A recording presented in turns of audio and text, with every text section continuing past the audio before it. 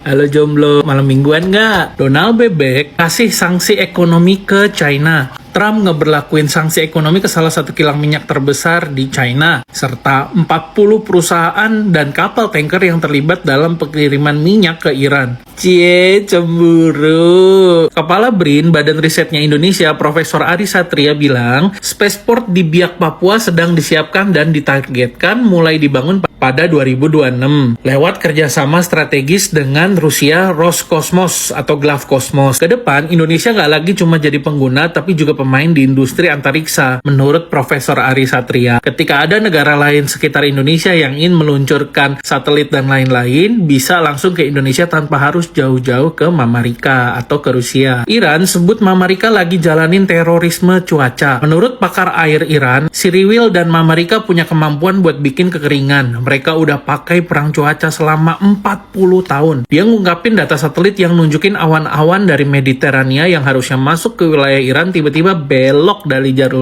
jalurnya. Kata dia, saya gak peduli berapa banyak orang yang bilang ini hal normal. Buat saya, sesuai data ini nggak normal. Dan Danau Urmia sampai kering kerontang. Menurut kalian gimana guys? Kalau gue sih udah tahu tentang device itu dari 20 tahun lalu, gengs. Dan itu udah nyata beneran. Dan di dunia udah banyak tempat-tempat atau negara-negara sekutu Amerika yang ditaruh weather control device itu. Menteri Luar Negeri Iran, Babang Abbas Araghchi, udah ninggalin Pakistan. Sama sekali nggak ada pembicaraan sama Amerika. Sementara itu, Jared Kushner, si menantu Donald Bebek, dan Witkoff tetap terbang ke Pakistan buat manipulasi pasar. Ini update terkini per hari ini ya. Araghchi cabut. Menlu Iran beneran udah ninggalin Islamabad Sabtu malam ini setelah ketemu sama Perdana Menteri Sharif dan Panglima Angkatan Darat Pakistan. Dia tegas nolak ketemu langsung sama Amerika. Trump langsung batasin utusan. Trump langsung ngumumin lewat Fox News kalau dia batalin pengiriman Jared Kushner dan Steve Witkoff ke Pakistan. Kata dia, gue gak mau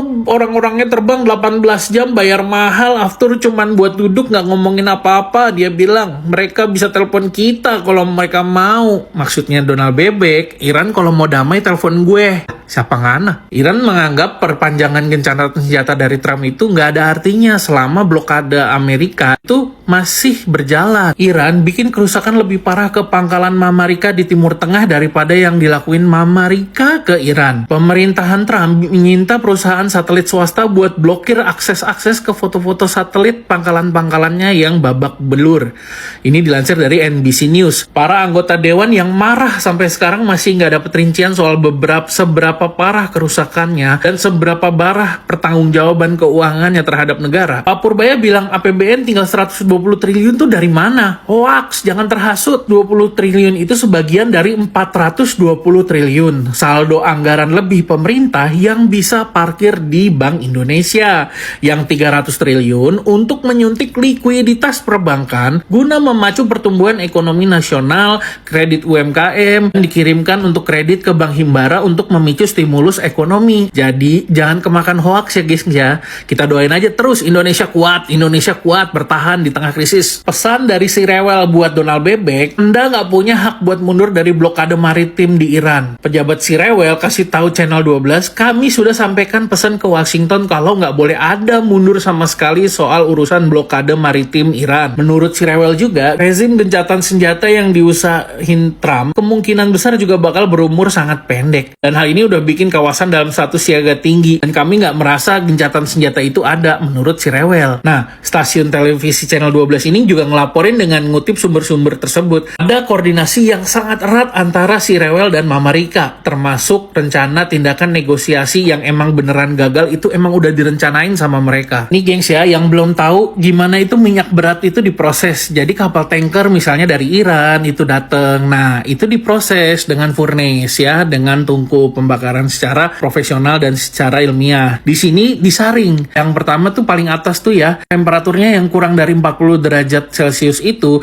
akan menjadi LPG, akan menjadi gas untuk masak. Lalu pada temperatur yang 70 sampai 100 derajat Celcius itu menjadi nafta. Nafta itu bahan dasar petrokimikal, obat-obatan, plastik, ya kosmetik gitu. Nah, Untuk yang bertemperatur 40 sampai 150 derajat Celcius itu menjadi bahan bakar mobil, kendaraan, atau bensin, Pertamax turbo. Nanti dari situ diayak lagi tuh, dipisahin lagi. Nah, untuk yang temperatur lebih panas lagi, 150 derajat sampai 250 derajat Celcius itu menjadi kerosin. Kerosin itu bisa menjadi bahan bakar jet dan penghangat untuk negara atau rumah gitu ya. Jadi kerosin itu bisa dipakai untuk heater rumah untuk beberapa negara di Eropa atau di Amerika. Kalau kita lihat di film kan suka ada tuh besi-besi radiator yang di pinggir tembok. Nah, itu menggunakan kerosin. Lalu diesel itu temperaturnya 250 sampai 350 derajat Celcius. Itu untuk truk, bus, kapal tanker, nah kapal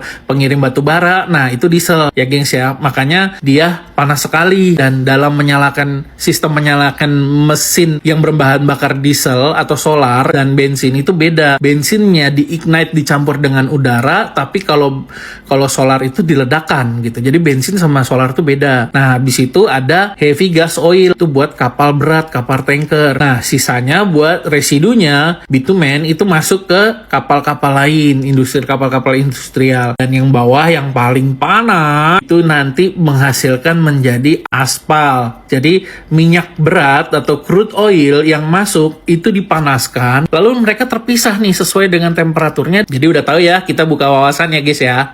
Pete Hegseth, kesel gue sama nih orang, gue bilang aja pete ya. Jadi si pete itu ngucapin kalimat penghinaan, tapi dia nggak paham kalau itu tuh menghina. Nih orang ngaco bener deh, nggak paham budaya Asia aja nggak gitu loh. Terus pengen jadi majikan di Asia, gayanya mirip preman pasar, lebih parah dari preman pensiun gitu. Dipikirnya negara di Asia tuh nggak ada yang berdaulat, seenak aja dia ngina gitu, terus dibungkus dengan kata sekutu. Amerika bukan sekutu, tapi penjajah dengan alasan keamanan. Keamanan dari siapa? Justru Amerika tuh yang bikin Asia dan dunia tuh menjadi nggak aman, apalagi sejak dia menyampaikan hal itu. Negara di Asia tuh wajib bayar upeti sama Amerika kalau nggak ingin negaranya diganggu. Ngaku negara demokrasi dan HAM yang paling nomor 1, tapi narasi perbudakan bener-bener kurang ajar banget sih ini orang. Tuh baca aja beritanya. Si pete menegaskan Eropa dan Asia gak bisa terus numpang perlindungan Amerika. Lem Aibon, keset welcome, tolong ya, ASEAN itu kuat juga, Eropa juga kuat, tanpa ngana pun kita juga bisa. Lu lihat Iran aja lu gak bisa ngelawan. Menyala bajak laut. Apakah mereka ini salah satu krunya dari bajak laut topi jerami? Orang-orang Somalia lagi beraksi dan mereka udah nyita satu kapal yang terkait. Kapalnya si Rewel yang coba lewat Selat Bab el Mandeb. Menyala Kaizoku. Bertahun-tahun Iran itu udah ngebangun lebih dari 100 terowongan bawah laut di sepanjang pesisir Teluk Persia. Dari terowongan, Iran ini bisa gampang nembakin rudal anti kapal, rudal jelajah, dan ngelepasin kapal cepat atau speedboat sampai kapal selam cebol, midget submarine yang mematikan. Nih lihat, kita kapal speedboatnya aja udah dilengkapin rudal anti kapal, gengs. Dan karena mereka menggunakan ratusan kapal speedboat cepat yang bisa meluncurin rudal, makanya kapal perang Amerika tuh kayak nggak berkutik gitu. Kemarin udah Gerald Elford udah kena, Abraham Lincoln juga udah kena. Ibaratnya kayak samsak gitu, samsak gede dirubung sama penyerang yang kecil-kecil gitu. Ini adalah kapal selam midget yang punya Iran. Kapal selamnya emang kecil, tapi karena kecil bisa bergerak cepet, apalagi di perairan laut Iran dan Selat Hormuz yang nggak terlalu dalam buat kapal selam. Jadi mereka operasionalnya cepet. Malah kapal selam yang gede bisa nggak berkutik ya, bisa melepaskan rudal anti kapal dari pesisir pantai. Penggalian si Rewel masih dilanjut di bawah Masjid Al-Aqsa dari sisi barat. Orang-orang Wahyudi tetap menghancurkannya perlahan setiap hari. Pencarian Temple of Solomon digas terus sama Wahyudi di bawah Masjidil Aqsa. Pembocor rahasia atau whistleblower UFO atau keberadaan pesawat antariksa ulang-alik asing dan termasuk alien itu tahu-tahu meninggoy saat tidur. Dia ini adalah seorang personel militer Amerika yang secara misterius dalam tidurnya tiba-tiba meninggoy. Padahal kondisi kesehatannya selama puluhan tahun benar-benar perfect. Volume air di bendungan Mosul udah mencapai 7 miliar meter kubik dari total kapasitasnya 11 miliar meter kubik. Semenjak waktu itu, Iran menghancurkan instalasi kontrol cuaca milik Uni Emirat Arab. Dan Iran dan Irak tiba-tiba jadi makmur. Dan sebentar lagi, pertanian mereka akan kembali memproduksi untuk menyokong kebutuhan negaranya. Keren banget. Dan menurut kalian guys, apa ini cuma kebetulan setelah hancurnya instalasi kontrol cuaca milik Uni Emirat Arab?